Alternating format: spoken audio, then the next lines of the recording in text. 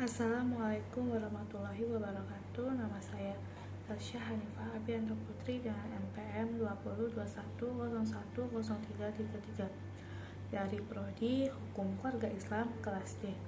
Di sini saya akan mempresentasikan mengenai tentang bangunan hukum Islam di Indonesia.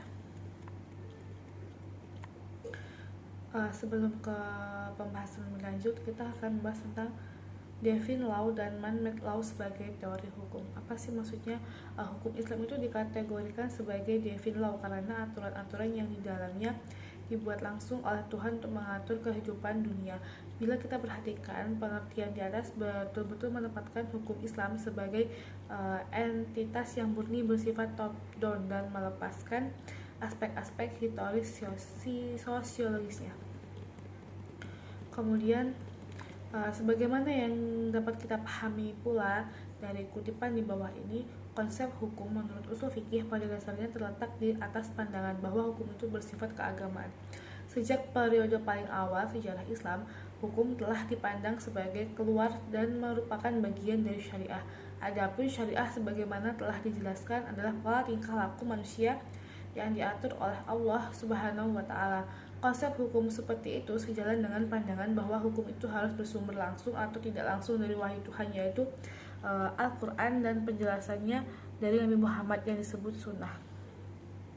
Jadi maksudnya adalah konsep hukum itu terletak di pandangan bahwa hukum itu bersifat keagamaan. Jadi hukum Islam itu adalah hukum yang bersifat keagamaan yang asal mulanya itu adalah dari sejarah Islam. Kemudian isinya itu adalah yang telah dijelaskan adalah pola tingkah manusia itu yang sudah diatur oleh Allah Subhanahu wa Ta'ala. Kemudian dijelaskan atau penjelasannya itu oleh Nabi Muhammad SAW. Kemudian selanjutnya yaitu ada menurut Khaduri, warga negara Islam adalah hamba Allah dan hukum-hukumnya adalah hukum suci karena ia berasal dari Allah Subhanahu wa Ta'ala, tidak diterapkan oleh manusia. Hukum suci seperti itu adalah pasti benar dan manusia hanya bisa mematuhi karena Allah Subhanahu wa Ta'ala lebih mengetahui dari otoritas maupun terhadap kebutuhan hambanya. Dalam menaati hukum, manusia menyadari akan tujuan-tujuan agamanya. Karena hukum dalam Islam memiliki karakter sebagai sebuah kewajiban religius, pada waktu yang sama ia juga memberikan dukungan politik bagi agama Islam. Jadi kita tuh sebagai hamba Allah tuh harus mematuhi itu apa yang sudah diperintahkan oleh Allah, apa hukum yang sudah ditetapkan oleh Allah Subhanahu wa Ta'ala. Kemudian perkembangan hukum Islam di Indonesia. Pada bagian kali ini kita akan mendiskusikan relevansi epistemologi hukum Islam Indonesia dengan pembangunan hukum Islam Indonesia dengan pembangunan nasional. Namun sebelum kita lebih jauh membahas persoalan tersebut, sebaiknya kita mengetahui apa yang dimaksud dengan hukum nasional, mengapa kita membutuhkan hukum nasional, dan bagaimana caranya kita mewujudkan hukum nasional tersebut melalui penjelasan terhadap aspek-aspek. Inilah kita akan mengetahui relevansi epistemologi hukum Islam dengan pembangunan hukum nasional.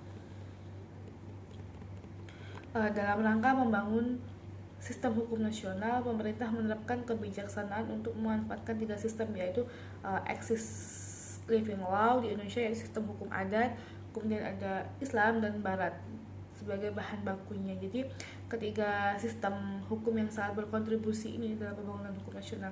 Jadi dalam Indonesia itu ada 3 hukum, ada sistem 3 hukum, yaitu ada hukum adat, ada hukum Islam, dan juga ada hukum Barat.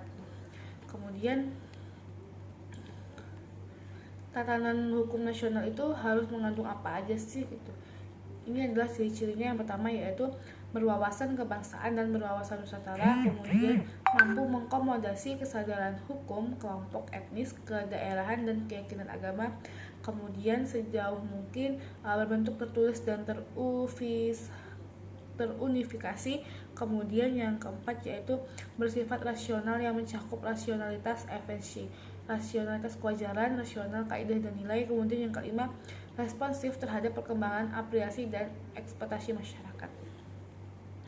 Jadi ciri-ciri hukum nasional itu adalah yang tentu saja itu yaitu berwawasan kebangsaan atau berwawasan nusantara. Jadi hukumnya itu adalah hukum yang tidak jauh-jauh dari kebangsaan atau tidak jauh-jauh dari yang berbau-bau dengan negara. Kemudian perkembangan hukum Islam di Indonesia. Perkembangannya yaitu sebagai sebuah sistem hukum atau bagian dari sebuah sistem hukum yang punya teks tertulis dan benar-benar yang dicakupkan, memiliki lembaga peradilan sesuai tingkatan-tingkatan yang diperlukan, dan mempunyai alat penegak hukum untuk menjalankannya.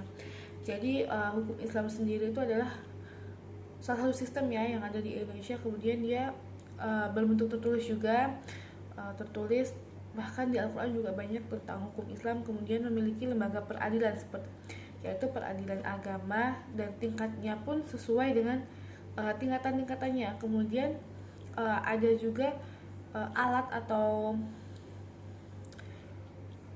sebagai penegak hukum dalam menjalankannya gitu, sama dengan hukum-hukum nasional.